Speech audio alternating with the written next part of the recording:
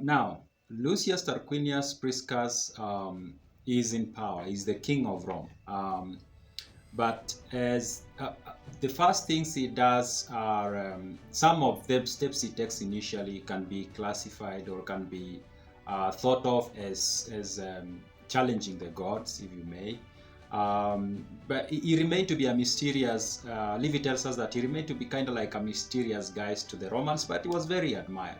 I welcome you to my YouTube channel where I explore ancient texts. And ancient texts here, I mean texts that have been around for thousands of years.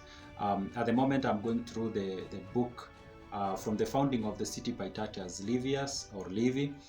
It's not really a book, it's a collection of books actually.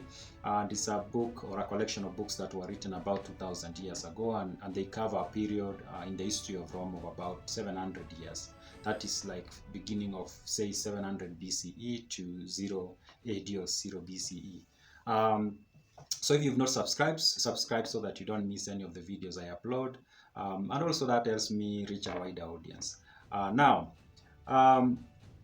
After becoming king, Lucius Tarquinius Priscus seems like was really interested in making an historical mark. He wanted to do things that will put him at the same level, say, of Romulus, for example, mostly Romulus and maybe Pompilius. So he was trying to find ways or things he could do so that he kind of like leaves a mark in Rome.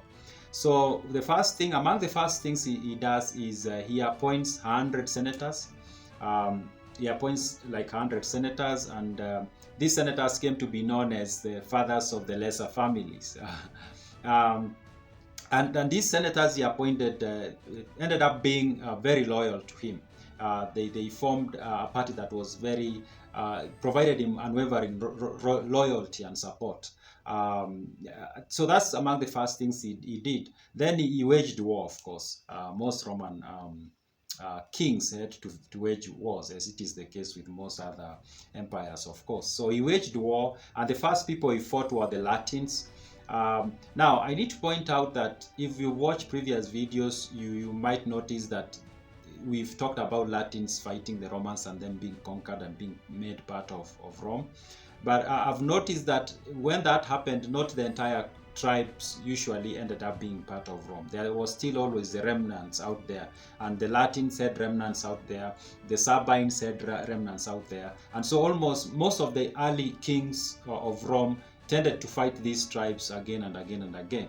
So Lucius ends up fighting the Latins, who was still remaining out there, who were not yet part of Rome. He fights them and he takes one of their town that went by the name Appioli.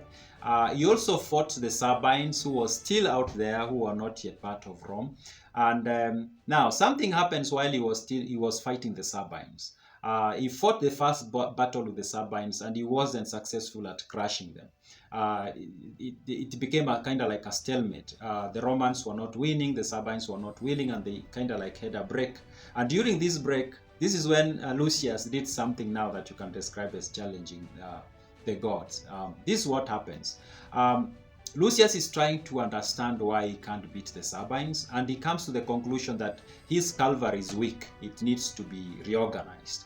And the cavalry had not been changed, its organization at least had not been changed since the times of Romulus. It was the same organization. It had the same, what they call the centuries. It has 3 centuries: Ramnes, Titiantes, and Luceres. These were the centuries that were put in place by Romulus, like a class or kind of like an order, something like that, of the cavalry.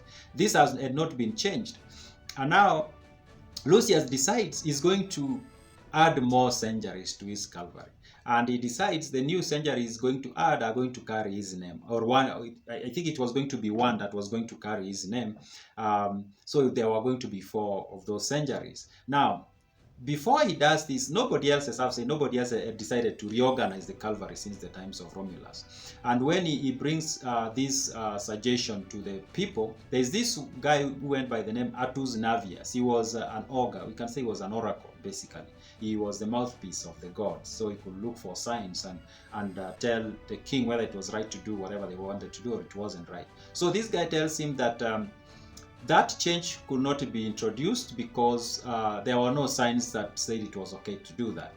And Lucius is very angry at this advice that he gets from this guy, and out of anger, and he says in contempt of whatever this guy was doing, the augur, he tells him, "Come now, divine seer, inquire of your augury if that which I am now thinking can come to pass." So it's like, now tell me whether whatever I'm thinking will come to pass. Of course, his assumption is this guy doesn't know what I'm thinking, so I'm just telling. It was just a contempt, kind of like a reaction, a contemptuous reaction to what the augur was saying. So this guy Attus then tells him, yeah, it will surely come to pass. And the king is like, "Nay, but this is what I was thinking of, that you should cut a whetstone with a razor, take them and accomplish what your bards declare is possible." So it's like, you didn't even know what I was thinking. Then he comes up with this weird idea that what I was thinking in my head is you cutting a stone using a razor blade, basically.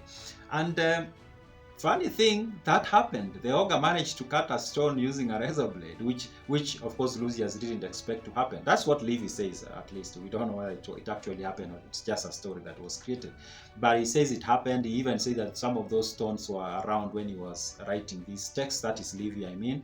Now, because of that interaction between Lucius and this augur or oracle, after him seeing that happened, the augur was able to split a rock using maybe a razor blade or something like that, he backed down. He stopped his plans of trying to create new centuries for the cavalry, and he went ahead and he doubled the numbers of the members of the existing cavalries that was put in place by Romulus. So he does that, and then now he goes to fight the Sabines, and he fights the Sabines, and he wins. He wins against the Sabines. He conquers them, and he takes one of the towns. He takes from them is a town that went by the name Colatia.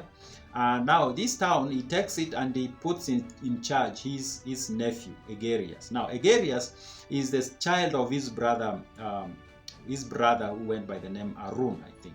Arun was the son of the Maretus, like Lucius was. And when Arun died young. He left his wife expectant. But he dies, and his father also dies almost immediately. The father doesn't know that the wife to his son has a child, and he doesn't leave any inheritance to that child. But when Lucius leaves wherever Tarquinius and he comes to Rome, he comes with this boy. And now this boy is kind of like one of powerful men in his government. Yeah, so at the end of it, Lucius didn't manage to create centuries and name them after himself.